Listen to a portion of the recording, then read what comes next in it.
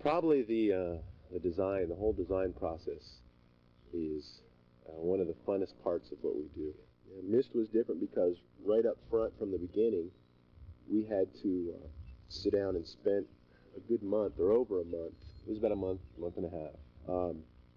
Every day just designing all the worlds, all the everything involved with it. Sitting down and going over puzzles and whether or not they'd be too hard or too easy, and whether or not they fit with the story, because there was so much story that was being developed at the same time.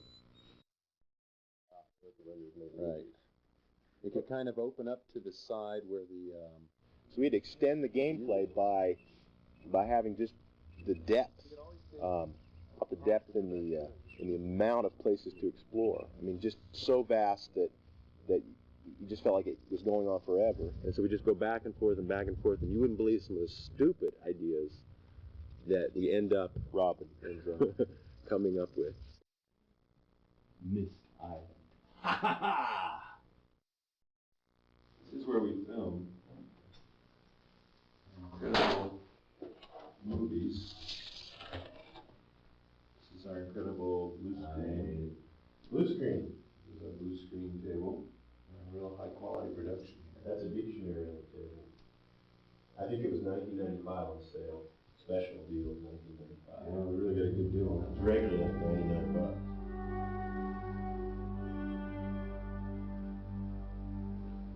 Rand and I have always been very much into the detail of things, the richness of things, and so when we did Myst, we wanted it to be a very rich environment and a very detailed environment. And graphically, that meant a lot of work. We are using a computer, in essence, to build sets. The stuff that we're doing for Myst basically has to be fully realized in order to move a sort of a virtual camera around this kind of virtual set. You take a camera and you place it in various positions in order to move, say, from one room to another or down a hallway. It's just a sequence of camera shots that are taken in a computer that end up looking photographic and end up allowing the player to really believe that they're sitting in this world.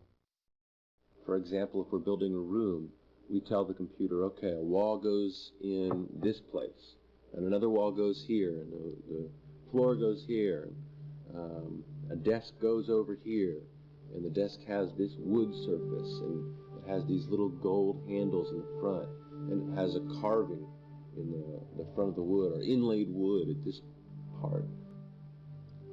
We would build an incredible amount of detail into our models. It was a time-consuming process. It meant that we would include everything up to the tiniest little screw or nail.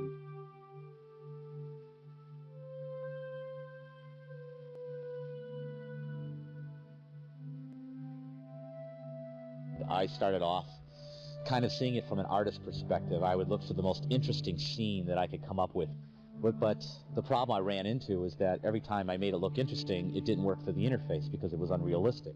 I mean, you don't look at everything as a composition. When you're walking through a room, you're either just walking through a room or you're stopping and staring at everything. And the hardest thing for me was to try to make that transition from trying to make everything look really pretty, composed, and make it work as far as interface goes.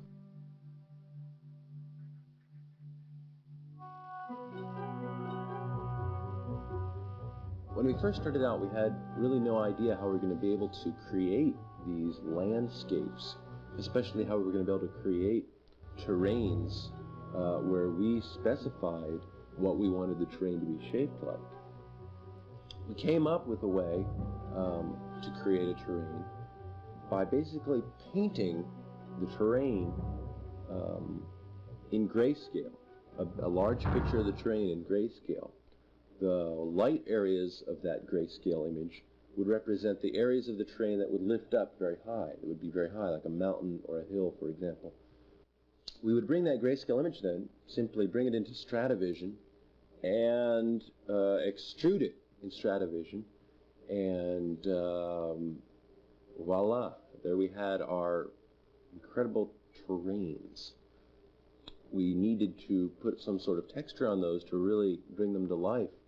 All we had to do was just look at our terrain, decide which areas would have grass, which areas would be covered with rock, and paint that. We'd ended up with a nice little color map that we could then wrap to our terrain. Once we had our terrains done, we could then do things like add trees, add hundreds of trees to a terrain, basically build a forest.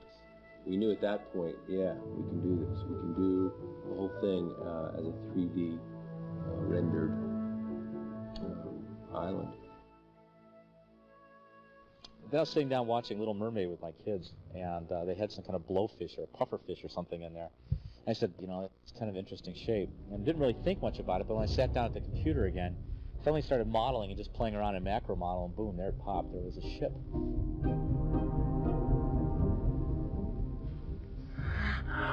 Oh! No! The mistake was your belt fell off, sir.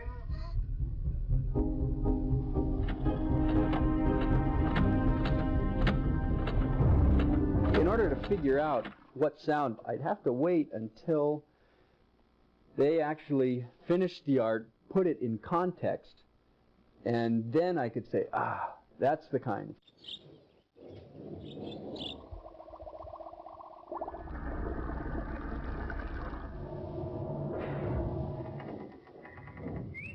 The chime, the clock tower. I knew we needed a chime, a big chime. That's a big clock. So what I ended up doing is just taking my Craftsman 7/8 inch wrench with a lifetime guarantee I just whapped it, and it had such a reverberant sound. Of course, it was too high. I just dropped the sound lower and lower and lower till you had this big, nice bell sound from a wrench.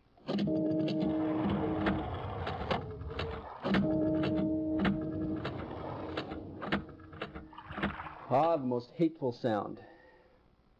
Had to be the bubbles. What you hear are actually bubbles in a toilet.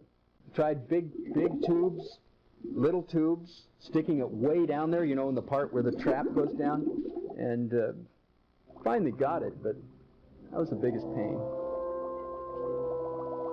Oh, Cirrus, Achenaw.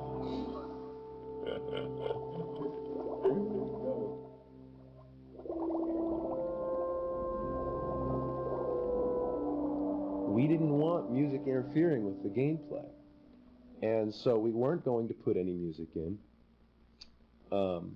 When we finally did do a couple songs, we realized it wasn't an interference. It didn't sound like Super Mario Brothers. They seemed to really help the mood of certain places that you were at in the game.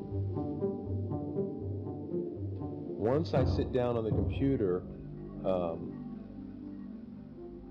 with a song in my mind, I can get it out fairly quickly. So I think the songs went pretty quick. But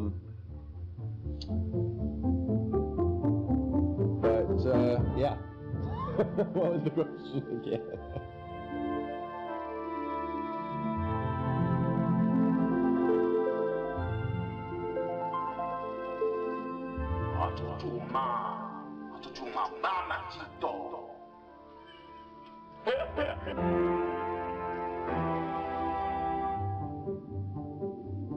The biggest problem during the whole development was the CD-ROM speed. First thing we did was crop the images down to 8-bit using adaptive palettes for each age.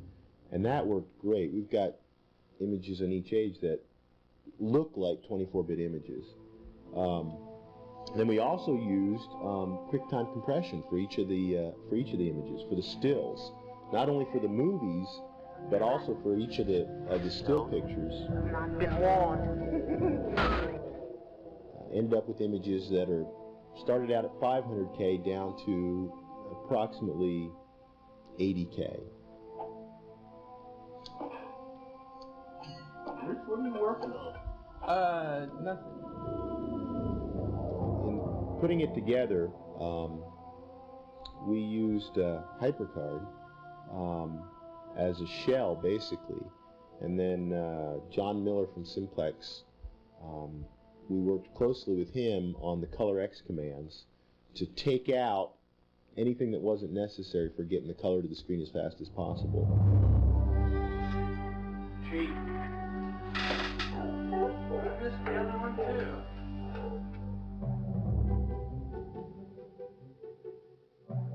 Probably one of the most helpful things we did is we went through some focus group testing. That was an incredible way to get some really amazing input. And that's in getting to my notes, it's a great idea, a great concept. It's a complete departure from the main line of anything that's out there on the market today. Right there, this is not any game, any paradigm, anything you've ever seen before. You have no preconceived notions because you go into this and it's something totally new. This game is so different, and the concept of living inside this world is what happens. If you get sucked in, if you have time to play it, you just keep going and going and going and going. There's nothing like that at all.